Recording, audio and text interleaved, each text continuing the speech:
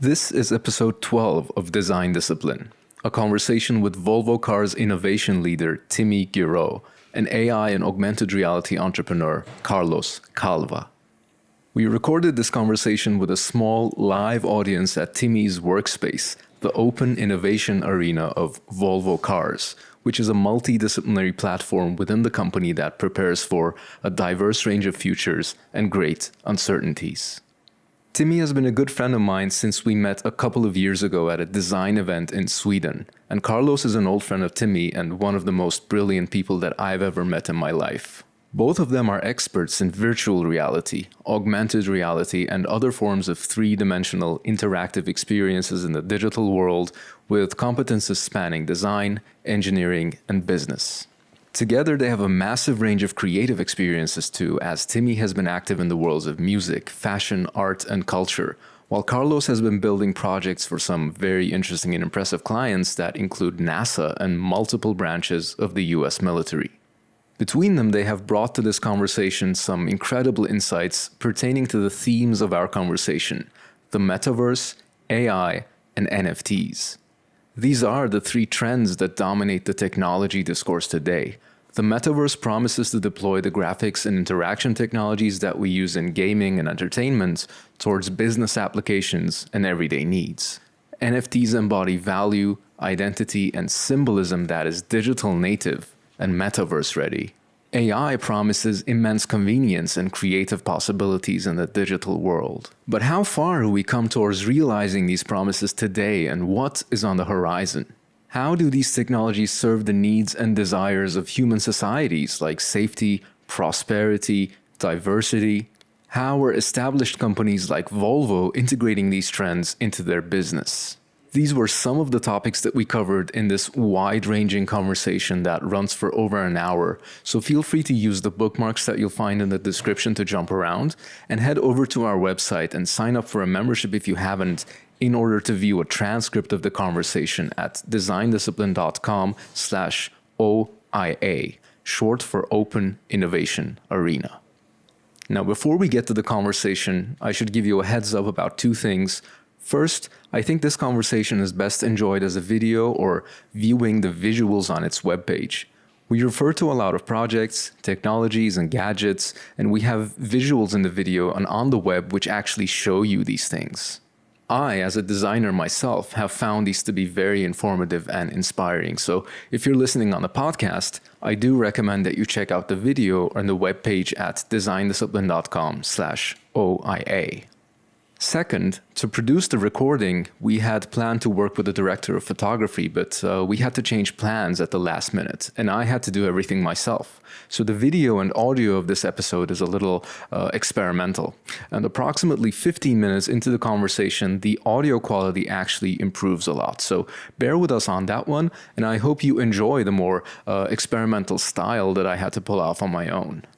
If you find any of this interesting, I'm sure you will also enjoy past and future episodes of Design Discipline, where we have conversations with scholars, leaders, and creatives, as well as explaining concepts that we draw from advanced research centered on design. So go ahead and download and subscribe to our podcast and give it a 5-star review, like and subscribe on our YouTube channel, follow us on Twitter and Instagram as @DesignDiscipline, and join the membership program on our website, designdiscipline.com, to access exclusive content, including the transcript for this episode, as you enjoy our conversation with Carlos Calva and Timmy Ghiurau at the Volvo Cars Open Innovation Arena.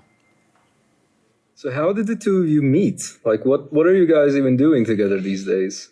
You know, the VR, AR world is still quite small, so at all the conferences and exhibitions on, it's pretty much the usual suspects. It was when we did the Vario presentation with Volvo, where we presented our project.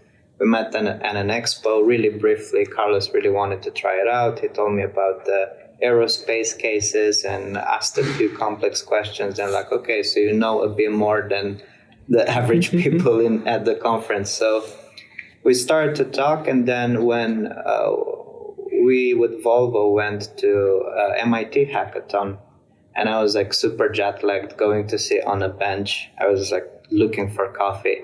And Carlos sits next to me and is like, hey, remember me? And then we started to talk about AI and avatars. And Carlos was competing at the hackathon, and we from Volvo were kind of in as judges or mentors. So we're trying to see how we can combine haptics and eye tracking and haptic gloves and the suits and everything combined to create like the ultimate AR, VR experience. And since then, we started to jam a few ideas. Do you have anything to add, Carlos? Yeah, Is he telling the truth? I can give you my perspective of that. So when I got there, I mean, I was fascinated by the XR1 from Vario, right? It was just an amazing headset that I saw. It was the first headset that made me believe pass-through may be an actual way to approach AR better than, waveguides or other type of tech. Just for the sake of people listening, pass-through is when you have a virtual reality headset, which is like covered, but you have cameras inside of it looking outwards, and then you feed that video into the person's eyes. So you have what they call augmented reality. Yes. Do I have it right? Absolutely. But the challenges of pass-through is that in order to get that video stream to feel real, you have issues with depth perception and also the latency, right? So it can get very tricky because that can make people feel dizzy. It can make it hard to navigate a real environment, and you wouldn't necessarily want that imposed video that makes you kind of slower in the real world. So the first time I saw the headset, actually, one of the founders of the company, I told him, so how much do you trust the latency? And he just grabbed a bowl of water, tossed it right at my face with the only prototype they had in the US. And it was, I wasn't even thinking about it. I just grabbed the bowl and I was like, oh, no, you do trust your product because you wouldn't have done that otherwise. Okay. So when I met Timmy, it was just, I had brought a Tesla suit, which is a haptic suit, which allows you to feel digital objects within VR and kind of interact from that more physical perspective. And I just saw the XR1, and it was my only and first chance at that point in time to get one to play with and try to dev something. So I went to him and I'm like, hey, think about it. You have the best headset that I can think of right now. I have these haptic suits and my body has a haptic set of gloves. Let's try to do an experience that explores what is, the holodeck that we can actually get today and what is premium VR in 10 years going to be like. And it was just kind of trying to put these pieces together because this equipment at the time was very expensive. It was not even for a prosumer market, more for a research market. So it was just this idea of let's put it together because we have the puzzle pieces today here at MIT and see what can we come up with. So both of you had different pieces of technology at your disposal through the work that you were doing at the time, and then you thought, hey, why not put this together? Yeah. Wow, that's super exciting. So based on the experience that you have, the two of you, I really wanted to talk to you about this thing that we call the metaverse. This is the hot topic of today. Everyone is talking about this. You have one of the largest companies in the world changing its name to sort of capture this trend. So how do you personally, first of all, define what this thing called the metaverse even is, and what are you actually doing about it at this moment? Like, to give you an example,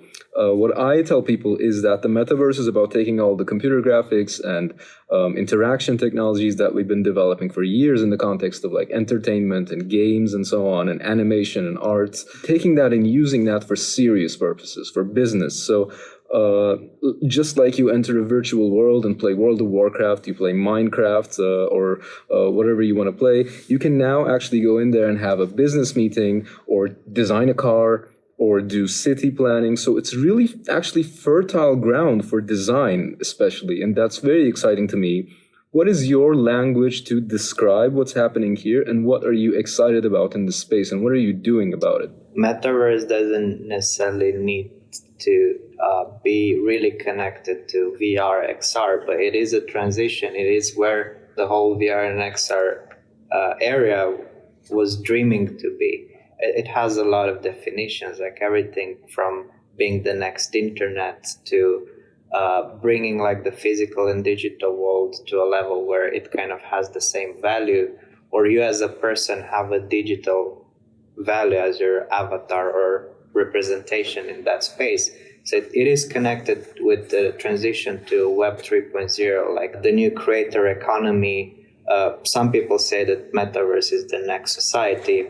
But like if we take it from the human-centric point of view and also the infrastructure, it does come back to the devices and technologies that enable it, like infrastructure, hardware, modes of interaction, till we get to the experiences and so on. So it's not that a specific company can own the metaverse. It is, I mean, it's almost saying that only Disney does theme parks. You know, it's like theme parks everywhere, right? So you can have Universal theme park, you can have Liseberg and so on here in Sweden.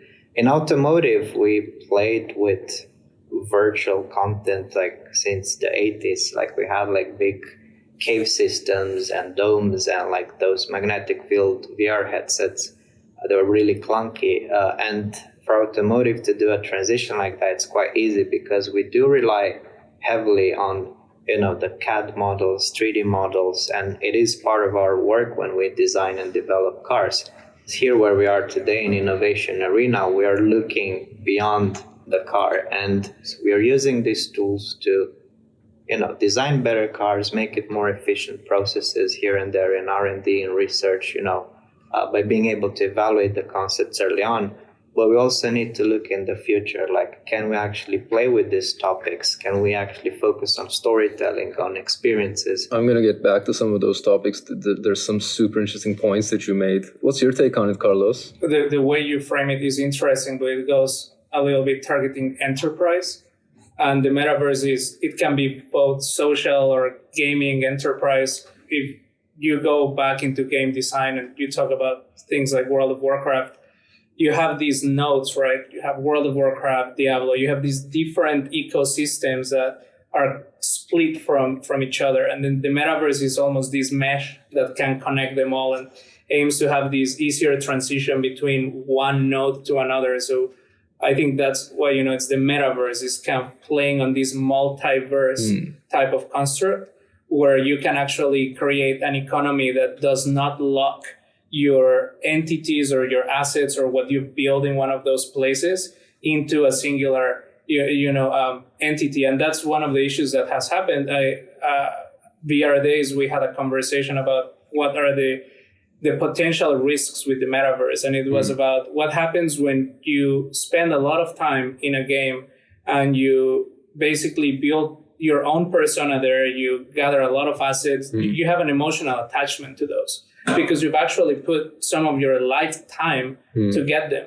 And what happens when a company just seamlessly says, because we're not making a profit anymore, we're going to deprecate this system and we're basically going to erase any progress you had. It actually has a massive impact from an emotional perspective because that world becomes part of your identity, who you are. So I think the metaverse is this platform that allows us to have constructs, whether these are enterprise, purpose-driven, or just gaming or social, but it's meant to be this mesh that allows us to have a safe haven of saying, okay, this theme park is closing. I'm going to take all of my souvenirs to another one and I can have them there, which almost forces companies to think about the different type of collaboration, such as, using blockchain protocols to track digital assets and how can we transfer them.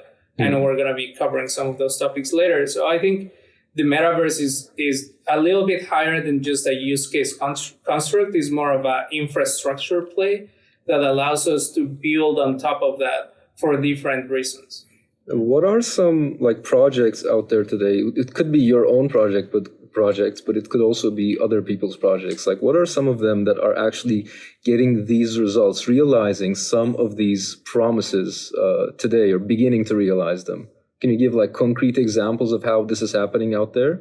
I think there are a few platforms for gaming like Decentraland or Sandbox where they actually work on the infrastructure and working with the creator economy. There is also Tony Parisi, who's a vice president at Unity working on the marketing aspect. And he has a really good blog on defining the 7 layers. All right, I'll put the links to those in the notes for this episode. Yeah, and they are actually categorizing which companies are active in what of these layers, in the tool part, in the infrastructure, in the devices.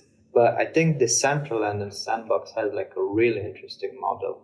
Yeah, one of my favorites is Decentraland. And I mean, Decentraland comes from the age of ICOs.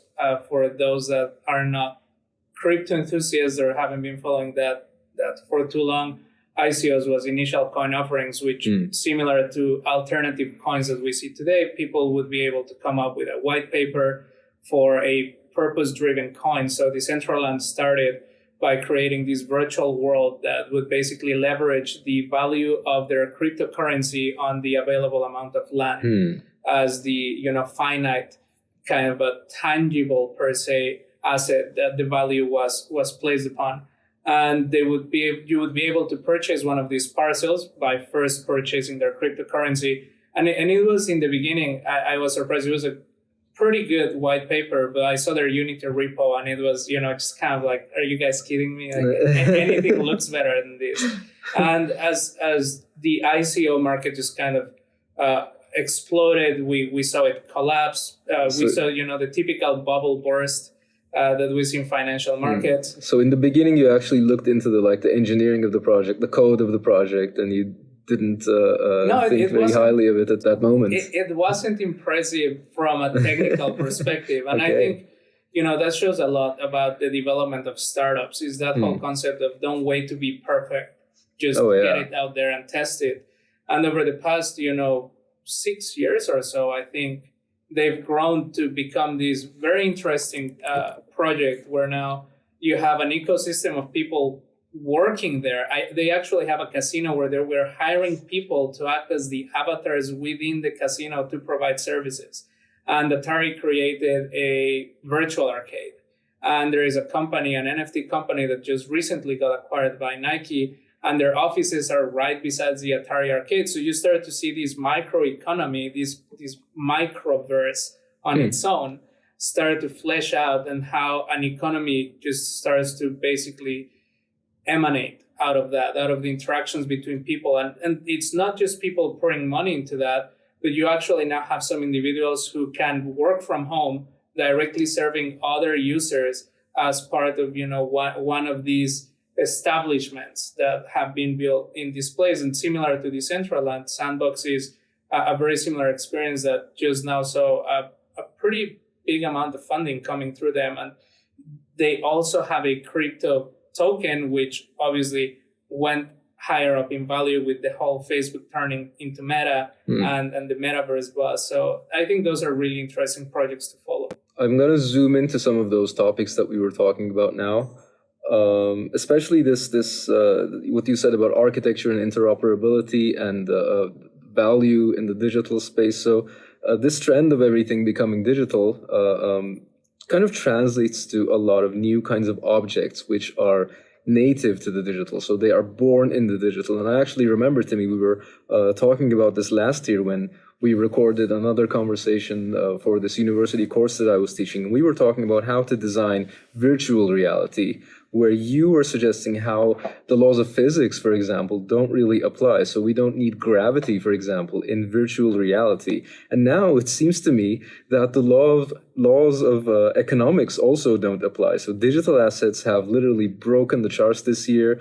Bitcoin, NFTs, digital arts, everyone is talking about these things, and these have outperformed every other investment out there, despite the really hot debates about the actual underlying value. But if we bring this back home, we're sitting today in the innovation department of Volvo Cars, and a company like Volvo has a lot of touch points with this economy.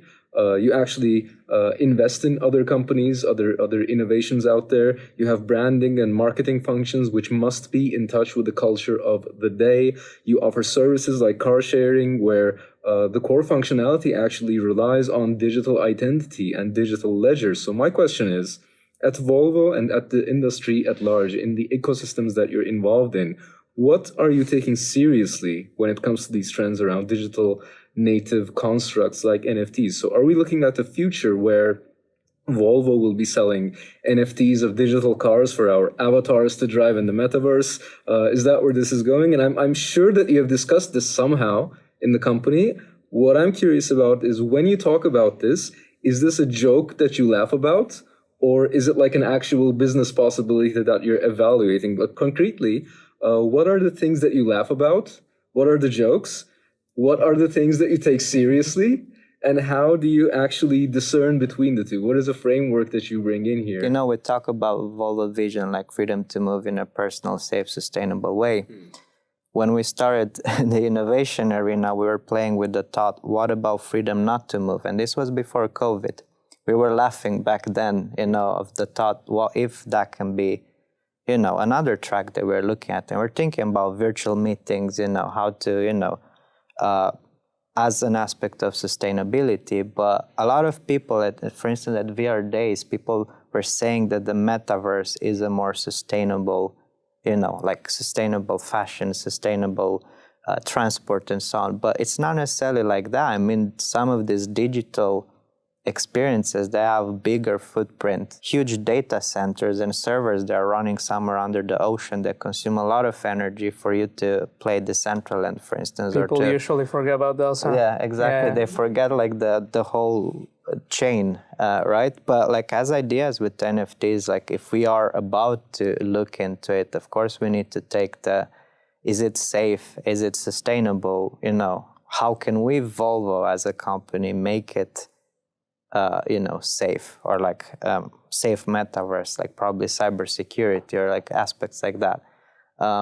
Then things that are coming even more to probably Scandinavian, Swedish values about like ethics and like being considerate with one another and empathy and so on. I think that I know in the metaverse, it's like easy when you can shift avatars and being able to be more empathic towards a target group or a community. We spend more time on the digital world or on our phone or meetings. It was like 10 to 12 hours, 15 hours for some people per day. So then there's no surprise that L'Oreal comes up with the virtual makeup line where you pay a subscription for your Zoom meetings because it has a value, right? You spend more time in the digital world and so on. So we are looking at some areas, of course, not necessarily only for marketing and brand, but like if we are about to pivot to other industries or try out new territories, I mean, metaverse is one of them. I think non-fungible tokens, right? Fundamentally, they address a big issue within digital assets, which is ownership. Not just ownership after a transaction, but authoring. Who is the actual original author, right? Like today, you can very easily know which one is the real Mona Lisa, and the reason why that specific painting, as opposed to a really good copy, is the one that holds the value is because it's the original one. And there is different ways to trace why this is the original one, different methodologies that we can use to test it. But with digital, I mean, prior to NFTs, what could we really do to know that you were the original person who uploaded a photo? Of course, we can look at the metadata and we can do some kind of forensic, digital assessment to understand which one was the original one, but that's not feasible at scale, right? People are not going to be digging and learning these methodologies to do so. So we now take this construct of blockchain technology to almost create a digital fingerprint, right? A way to actually assess whether you actually hold the original version of it and not a screenshot or just a replica of it. And that gives the creators actually a lot of power because they can now directly monetize their digital assets.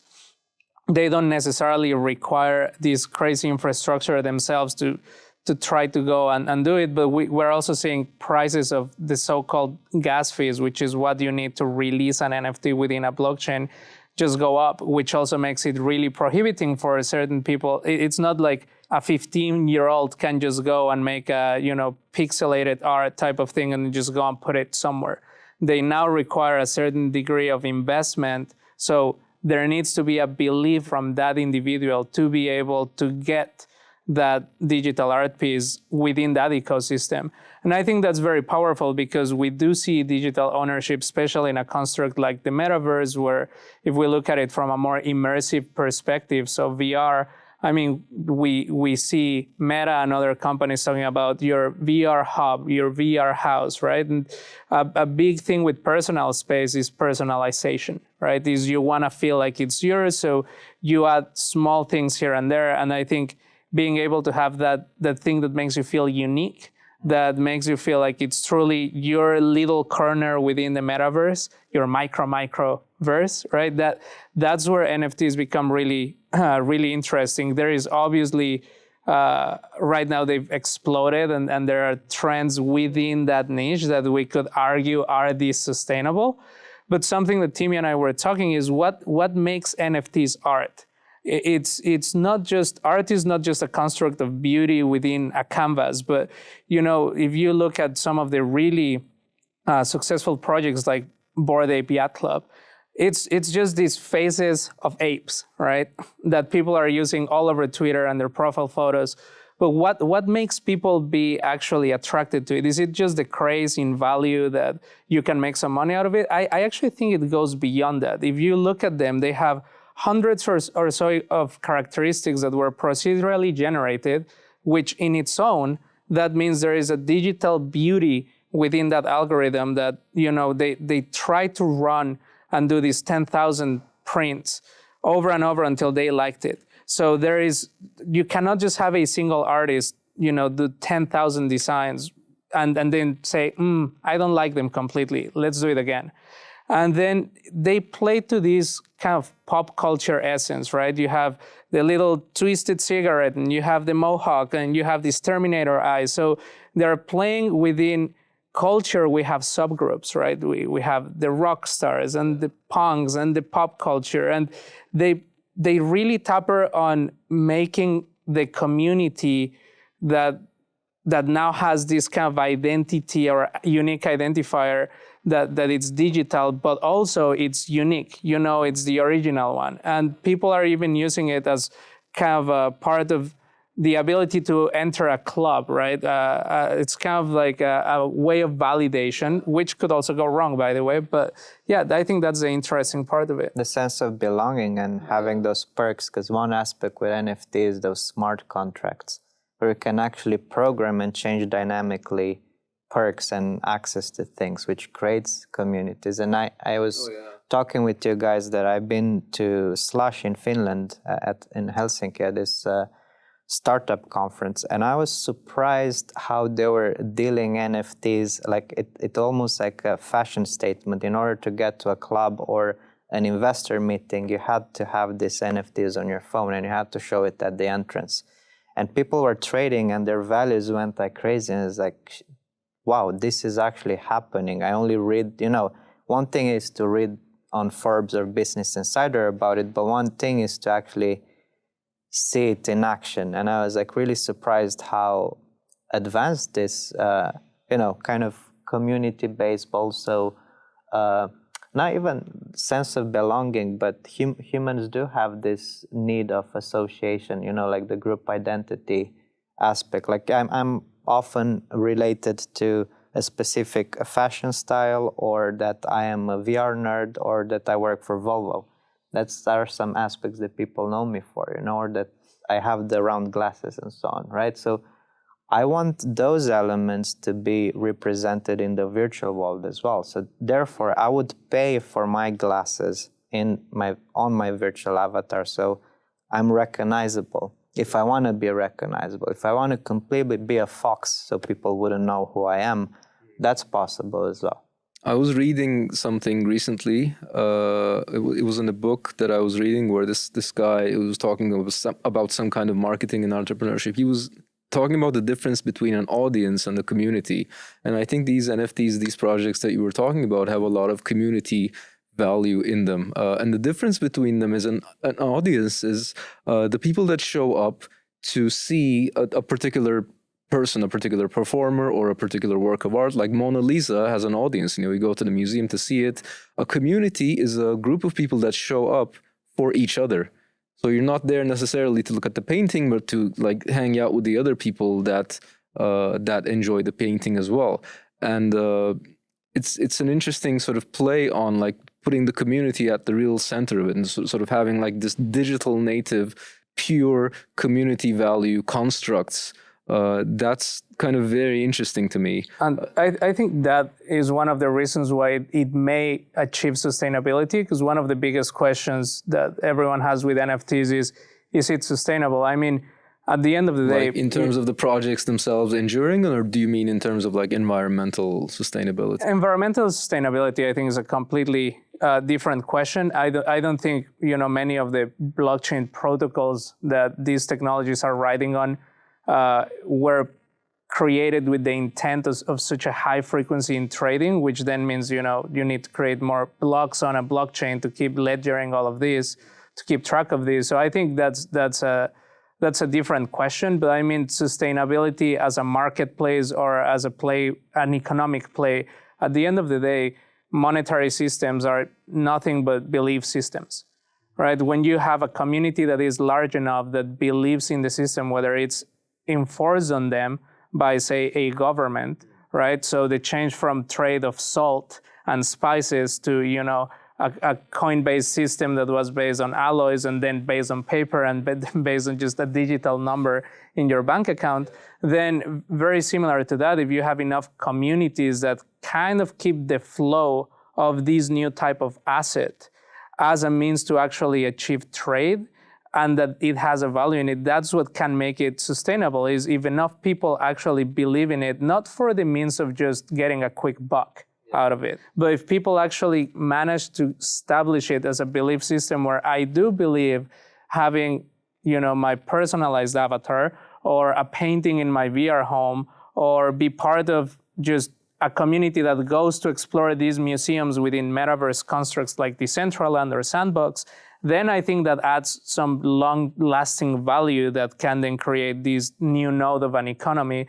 that it may not be as exponential in growth as it is today, but it may still continue to hold some value and then become its own, component of that virtual economy. Yeah, this is really interesting. I mean, I sometimes have these conversations with people who are not as sort of technically or technologically, I guess, interested as the two of you. And the way that I like to explain why cryptocurrencies, for example, have value is that, as far as I can tell, these are the only kind of money we have in the world which is not backed by violence. So what does that mean? Like, think about, why does the money of a state have value? Like, why does the Swedish crown or the American dollar have value?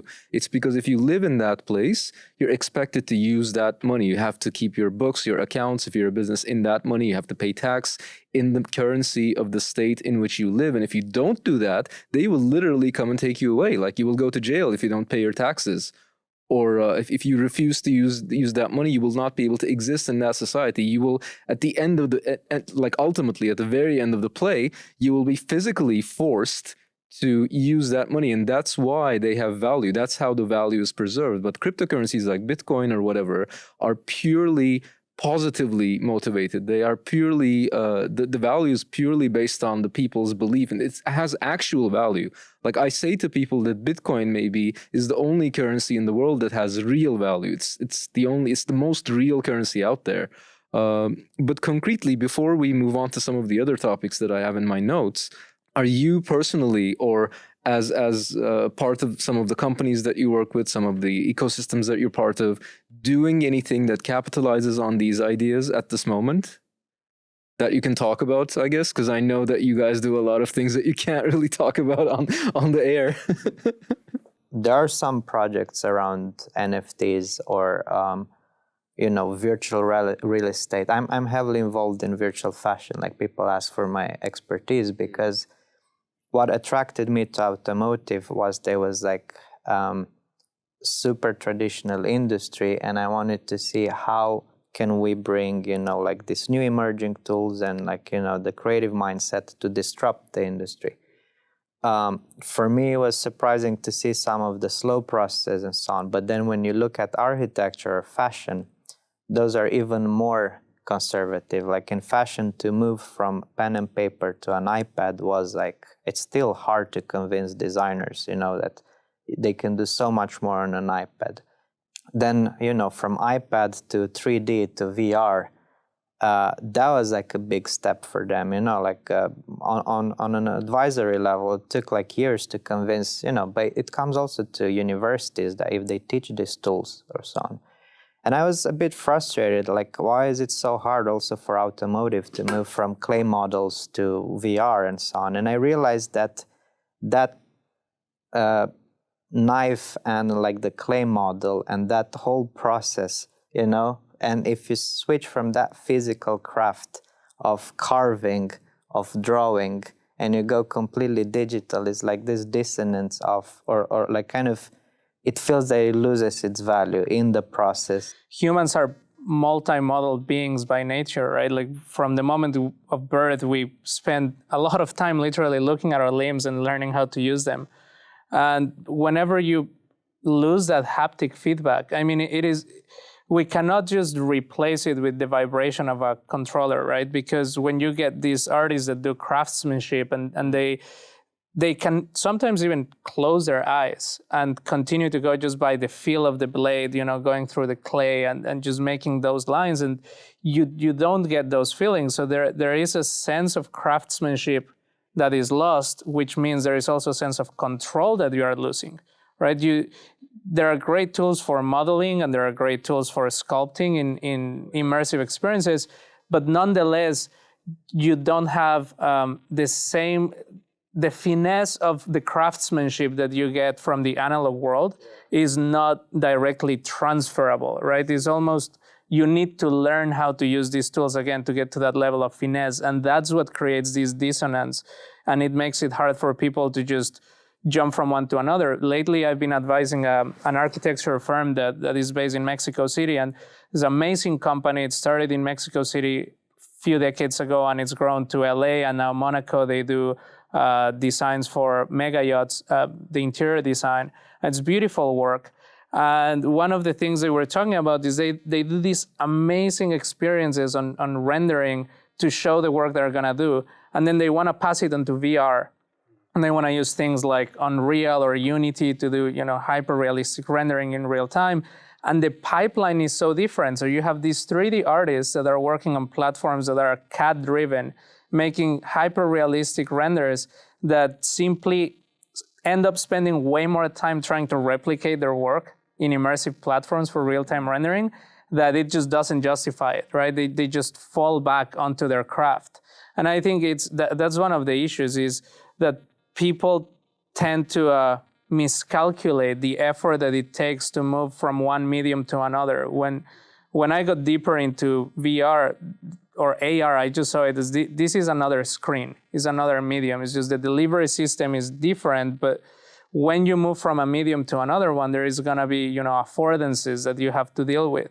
And I think there is tools and there is methodologies that have been created over the past, you know, 3-4 years, where we started to see design tools in VR, because VR 6-7 years ago, it was predominantly either you know how to code or you can't do anything, right? Yeah. And now we have designer tools, and now we're getting to the more finesse, kind of easier to use workflows that allow these people to first explore and then be able to bring partially their workflow into it. And I think that's what makes it complex. What are those tools? What can you like name some of them so we can actually like go and check out and maybe learn some of those? Yeah, so earlier today, for example, you were asking me about the difference between, you know, developing for the HoloLens 1 versus the HoloLens 2.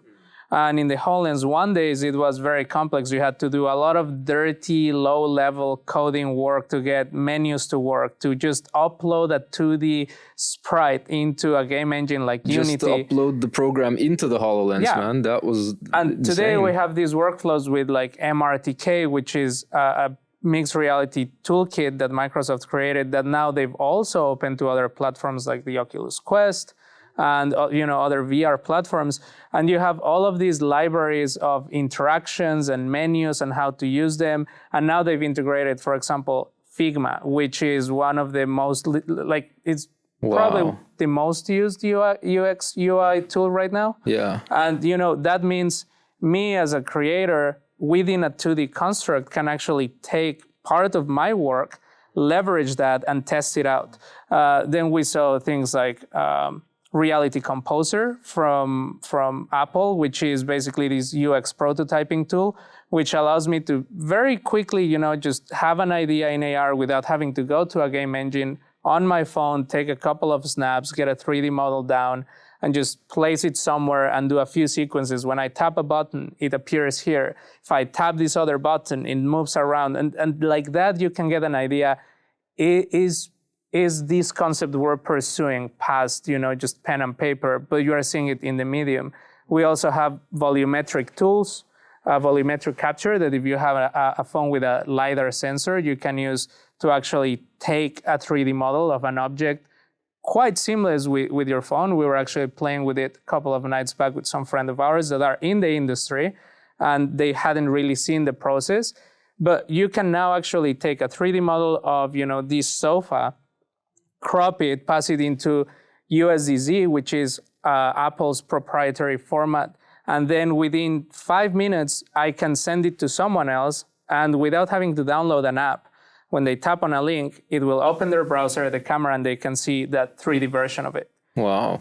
And that's the stuff that people are not aware of, because it is a complete different workflow. But today we can explore these, easier pipelines that we didn't have not even 2 years ago. And again, to the workflow, there are like other tools like Tivory or Gravity Sketch and so on, where they specifically didn't try to mimic real workflows, as I was saying. And it's like multiplayer. You can, meet, collaborate. You can bring in your own models, create user journeys. We had our design department trying it out.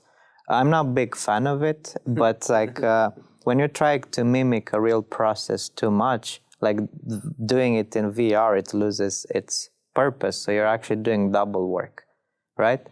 I mean, the whole purpose with VR is to break rules.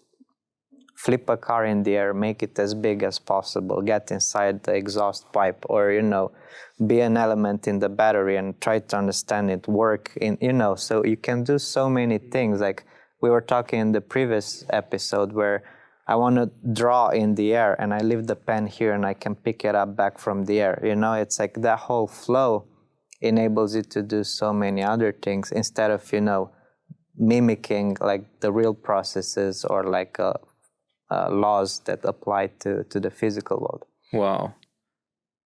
So we talked about the digital world. We talked about digital native constructs like NFTs and being in the world with your avatar and these objects. Perhaps the ultimate digital native construct is a digital mind or a digital person, also known as artificial intelligence. And I know that both of you are interested in this topic and working on it as well.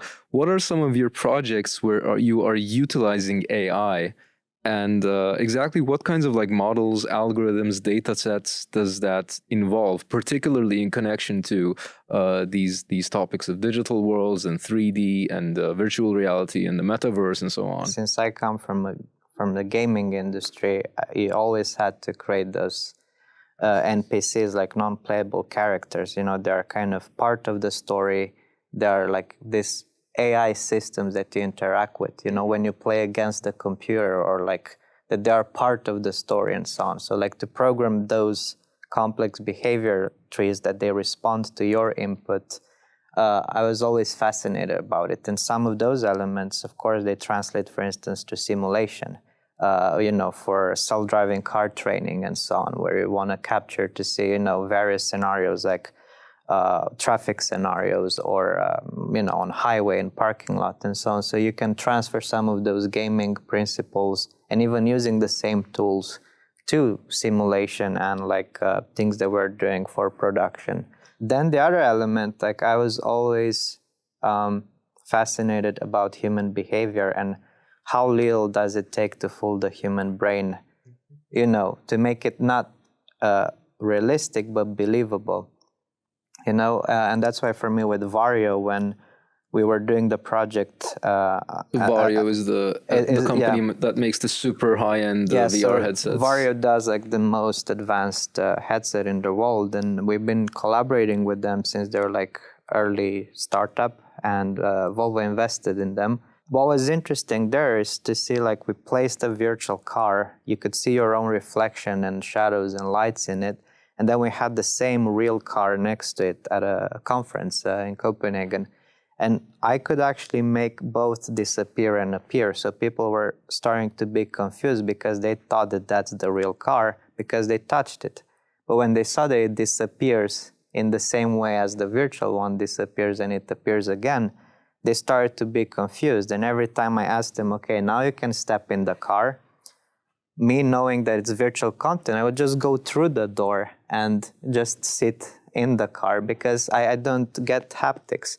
But for them, when I opened the door, they were ducking and trying to get, not touching the virtual content. Can you tell me a bit more about what the actual like hardware is that actually makes this happen? So again, coming back to like a million cameras in the with in VR the room? with pass-through, which only has actually 2 cameras, and it has a depth sensor. And nowadays, the latest models have LiDAR, so you can have occlusion. I can place the virtual object in front of the real car or behind of the real car, so it's aware of the real space. That in itself also allowed us to capture the reflections and the lights of the room and apply it on the material of the car. We even took it to the next level. We were actually driving a real car with the headset on, and then swipe models and so on. And I have now a few colleagues that are doing like really, really crazy experiments with it for research, for design reviews. Our main idea then is like, well, if we make car Tinder for designers, so when they draw, they can actually swap between their car concepts and make decisions. Okay, we go with this dashboard or we go with this screen, and doing that real time without having to go back to the lab all the time and take a CAD file that decision is meeting super heavy. and then download the new CAD file, modify it. I think that in itself can save a lot. But if you transfer it from efficiency and utility to actually the explorations they are doing, there in itself, like with AI, like playing with human senses, like eye tracking, and again, capture behavior, interaction, prediction. So have this contextual, contextual design where you have the things at the right time at the right place, and data-driven. That it's a really interesting aspect. I always like to play with the senses, like sound, touch, and how do you combine those. Interesting. I want to share something with you. I'm super interested about your perspective, Carlos, but this reminds me about something which I want to share with you, and you can maybe tell me what's wrong with me. So I very recently drove a modern car. Like I usually have been driving cars from maybe 15 years ago. And recently I drove a very recent model, like this year's model car. It was actually a Volvo, okay? So I sat in this car, I drove it for like a few minutes. Here's how it felt. I felt like this car really wants to drive itself. Like it really doesn't want me there. I'm only there as a driver because I'm legally required to be there. Like it's illegal for me not to be there. So I have to be there. I have to keep it going and doing things, but it really wants to drive itself, and it resents me for sitting there. It's like a little teenager resenting its parents for keeping it under control. That's how I felt like I was the parent of the car, and it hates me for just sitting there and watching every move that it makes. But I really love to drive. Like how do you like kind of I guess make the decision to have a car that really sort of feels this way versus engineering it, making it for people who want to drive it themselves? Like, is there some kind of market data, some kind of consumer trend that is going on, which is driving the whole sort of industry towards this direction? Or was that an anomaly that I experienced?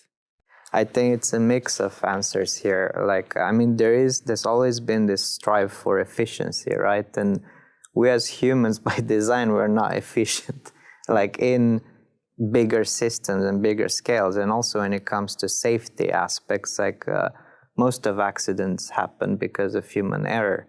And if you want to have like this safe society and so on, and I have like some brilliant colleagues working on these aspects, like system level safety, like orchestration and so on. So I have to kind of give up my own pleasure in order to integrate with the society and the traffic and the entire system in a better way. But not necessarily. There's like can find pleasure in it in different ways. You can use your time in a different way and so on. And for me, that's where I had dissonance, because we see how much investment is done in this industry as a whole for people just to scroll Instagram. So the car drives itself so you can scroll Instagram or buy NFTs, Does that bring value to humanity or to you? I get much more value out of driving a car that feels good, like feeling connected to the road and, having that sort of physical feeling. That's But I think I'm rare. Maybe like 5% of people think this way. They can go to a test track and drive one. And Like, still have that enjoyment for entertainment or for your entertainment. Or I could just drive an old car, I guess. That's For a while. that's what I'm enjoying more. Yeah, that's true. I've actually been contemplating maybe I should get a car. And if I get a car, I'm definitely getting like a V8 or something, because within our lifetime, that thing is not going to be legal anymore. Like there will be a point in our lifetime where you're not driving a V8, V12 sports car with a 6-liter gasoline engine or whatever. Those are going to be extinct at some point. But anyway, Carlos, man, talk to me about AI. All right, so AI. I'm gonna touch on the cognitive dissonance topic to loop into AI. So funny experience with the demo that Timmy was talking about when they were setting up the booth for Vario at AWE, which is this conference in 2019, is an augmented reality or augmented world expo, right? So it's AR and VR. They asked me for help when I had the headset on to put markers as to where the car was gonna be. And cognitive dissonance, if you are not really vested in that topic, is what happens in your brain when a schema of knowledge, so a set of rules that you have around the topic, are challenged. So for instance, if you grow up in a place where there is only black cats, the day that you see a yellow cat, you're gonna have this kind of, shortcut in your brain, short circuit going like, wait, is that a cat? And then it actually makes your conscious part of your brain, your executive function, just kind of centralize more energy onto analyzing that until you get, the validation. Yes, it is a cat. And then that can lead to, if all of the dogs in your town are black, then are there also yellow dogs, or are there green or white dogs and cats, right? So it kind of brings you in this loop that takes you out of what you were paying attention to begin with. When you get types of technology in AR that kind of have more dissonance triggers, it was very interesting to see that when they asked me, hey, can you move and go to the back of the car to just put the other marker, I actually instinctively walked around the virtual car. Oh, wow. Because the reflections were so good, right? That my brain was like, there is an object. And Timmy and someone else laughed at me and they said, like, what are you doing? Because the cable wasn't long enough. They're like, just walk through it. And I was like, there is a car. And I was like, oh no car. Back in the day, I visited a lab at ETH Zurich, so the university in Zurich, which is like a super good technical university. And they had a VR lab, and I put one of their headsets on, and I was trying out some of the applications they were doing. They were doing something called redirected walking. And this is where you sort of play with the way that you track the person and mirror the movement in the virtual environment, so that you can have a small space, but when you actually walk, it feels bigger. So they can keep you walking for like hundreds of meters in a room that is very tiny even, because it kind of subtly nudges you to like go left or go right or whatever. So it's called redirected walking. I'm not doing a good job explaining it, but people can look it up. I put this on. I was on this like castle kind of situation in the side of a cliff. So with like a view over the ocean or something, and it's a cliff. And there's a point where the virtual ground is over and the cliff starts, and then there's like sort of empty space below your feet. Obviously, you're in the room, so if I keep walking, I will just be standing on the ground in the real world, and I will be floating in the air in the virtual world. And they said, hey, just go walk there. It's super fun. I couldn't walk there. I couldn't walk off the edge of the cliff in virtual reality. I physically, literally could not do it. Yeah, I challenge people in those kind of edge scenarios to just jump, and you will see that dissonance moment where their brain expects them to continue falling, and then they just kind of land on their feet, and they look at you, or they look through the experience like what is happening, because that's something that your brain is just not used to, right? Your brain is used to, from the moment of you being a child and just observing an object rolling off a table, and it follows through a trajectory, you know that an object that goes off, a resistance path will eventually fall due to gravity. And kids don't understand the construct of gravity and the value of it and how to calculate it. but their brain has already this construct of the trajectory that it's going to follow. And unless there is something to hold it, it will continue until it gets some other surface that will hold it. Yeah. So those are the really deeply rooted, constructs that we have of reality. And that's what I wanted to use to loop back to AI. So let's use the example of Decentraland, since there is context for the audience already. Why are we hiring people to act as a waiter or a server when, as game designers, we would assume it's fairly easy to create an NPC to do that, right? I mean, what are the 5 to 10 or even 100 routines that you need there? People are going to buy a drink or buy chips, exchange them. But it's simply because humans or the real world has this entanglement that creates emergence, which is entities that have a consciousness or an affective system or a certain degree of awareness. We are never in the same state, right? Like something can happen that makes me feel upset, and that changes a little bit my next interaction with someone. So we haven't gotten to a point today where we can actually embed that into the current models that we have for NPCs. So if we're exploring a world where we want people to have this sustained engagement, right? What happens when you play games like GTA 5?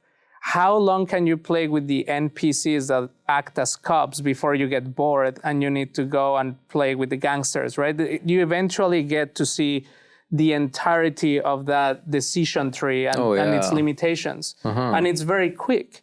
And that's kind of the dissonance that I would have gotten if I was looking at the Volvo experience through something with a smaller field of view or that didn't give me those reflections. I would really quickly catch those limitations. So I think the area that is really interesting here to explore is the metaverse is not just about going for a play session like Fortnite that has, a finite amount of time, or like World of Warcraft that you have a quest. But I think it's more about recreating a world where people could, if they wish to, have an indefinite amount of gameplay, right? And to get to these engagements, we require NPCs that go beyond these normal constructs of just decision trees.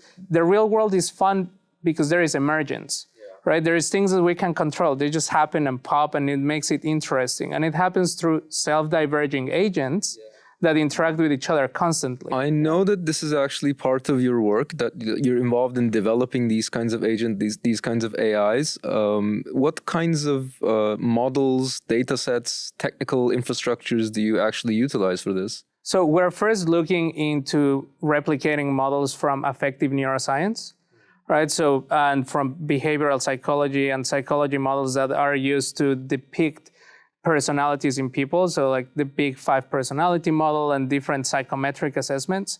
And in terms of the AI component behind it, right? First, we're looking at things like GANs, generative adversarial networks, that are used for deepfake technology, for example, or speech synthesizing. Because at the end of the day, one component is being able to create a system that has this divergence in an agent, so making it feel slightly happier or slightly more upset, but then we still need, the front-end version of it, the animation or the video, which then uses these types of neural networks. So these are intricate systems that don't just use one type of data sets or one type of neural networks. You have, for visuals, uses of things like GANs. You have other types of constructs like transformers for NLP models. And in terms of data sets, it really depends on what is the specific thing you're looking for. For instance, to get the construct of emotional valence, we were taking data from Twitch streamers because you have a really good reaction loop. They are not just playing a game and reacting to the gameplay, which you can also kind of measure what was the stimuli that made them have a reaction, but also the chat, right? So that one is a very interesting. We worked with some Twitch streamers that, they gave us their recorded streams that they play on YouTube to be able to start to see what were their triggers, right? What are the words that people may say in the chat that actually make them have a mood swing? What changes their affective state? And that's very interesting because those type of anchor points that made us feel one way or another have a lot to do with our development as humans throughout childhood and, the teenage years. Yeah. Dude, I wish we could go like very deep into this subject. Maybe we can sit down and do another episode about this, but we are approaching the kind of end of our time that we have allocated at the company. So I want to ask like a final question to both of you, which kind of comes back to the themes that we were talking about today. So when we were brainstorming topics together with you for this panel, we found 3 concepts that stand out with regard to the world that we want to live in, with regard to how we can create positive outcomes. And these were safety, prosperity, and diversity. So these new technologies, the metaverse, the AI, the NFTs, and all of these things, they bring a lot of opportunities on these fronts, but also dangers like violation of privacy, such as I was suspecting that you might have done with the Twitch people, or amplifying unfairness and inequalities in the world. In your work, and also in the industry and the ecosystem around you, what is the priority level for these concerns, and what concretely are you doing about them? I would say, since I'm attached to a company and its values, and it's something I subscribe to because that's why I work here, I think, as I said with NFTs, like if it's not safe or sustainable, how do we make it safe or sustainable, or should we even touch the topic? There is always that trade-off, as I said, that strive for efficiency, the greater good that you can present to the user so they know that this amount of data collected can actually contribute to this greater good. For instance, make safer cars because you record the driving behavior, things like that, So it's always like at high priority. Like we were talking a lot of times about art and curatorship, like deciding what not to do, what not to put on the table. And a lot of these topics are fun, but it's always interesting to decide and say, okay, this is probably what we should definitely not do. If, like, especially in innovation arena, we're trying to have these principles that whatever we do can translate, for instance, on a human-centric level, society level, and planetary level, like safety. How can society safety look like? Planetary safety look like? And that those things can be instantiated through different artifacts. They don't need to be cars or car-related. Like, no, society, planetary safety is sustainability, right? And like our efforts in that direction. But when we talk about AI and metaverse, it is like how do you bring those set of principles or rules through the experiences to the narratives? What is the story that we're telling, that can actually make those places better places, or like where people actually desire to be or take part, like the communities or that we were talking about? From my perspective, I think, AI is one of the biggest minefield of mines when it comes to ethics and safety. And I think safety is a primary concern to me, to the people I work with. When we enter the construct of the metaverse, the only thing that is actually in the metaverse that belongs to us and that can get affected is our psyche, is our mental health. So I think we're entering a very interesting age where we already see the impact of people spending a lot of time with their digital persona as the front, people engaging extensively with social media, and the negative impacts that it has, especially on young people. So I think for us is very important to be careful as to how we use these technologies to try to diminish, because we will never be able to stop it completely, but try to diminish the potential bad players from targeting people with the technology derivatives from what we're working on.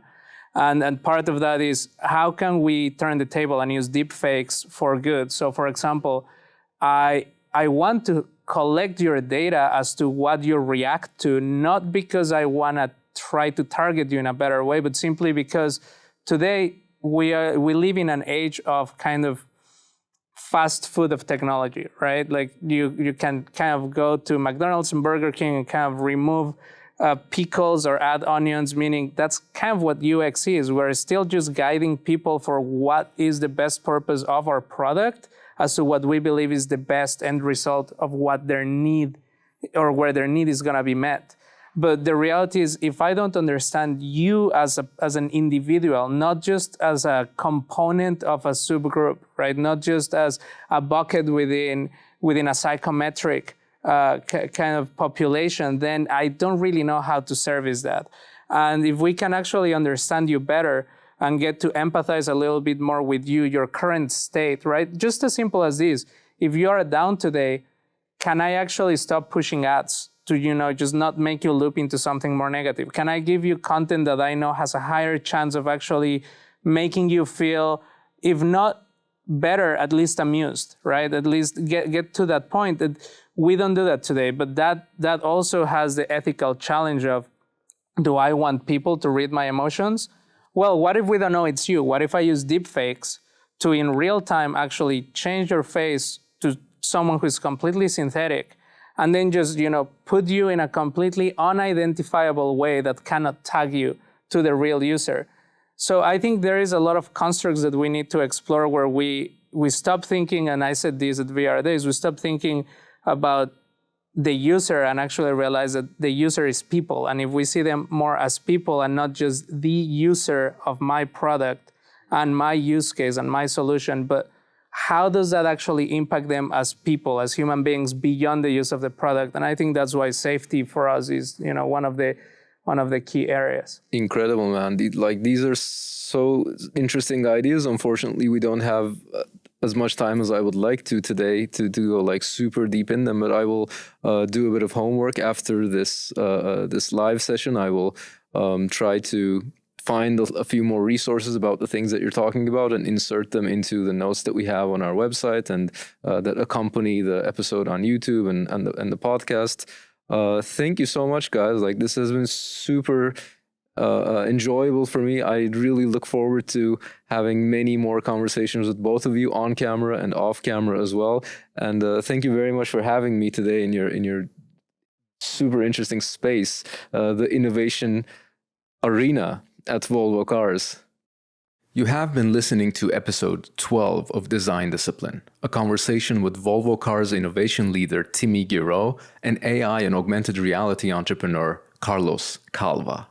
If you found any of this interesting, I'm sure you will also enjoy past and future episodes of Design Discipline, where we have conversations with scholars, leaders, and creatives, as well as explaining concepts that we draw from advanced research centered around design. So go ahead and download and subscribe to our podcast and give it a 5-star review.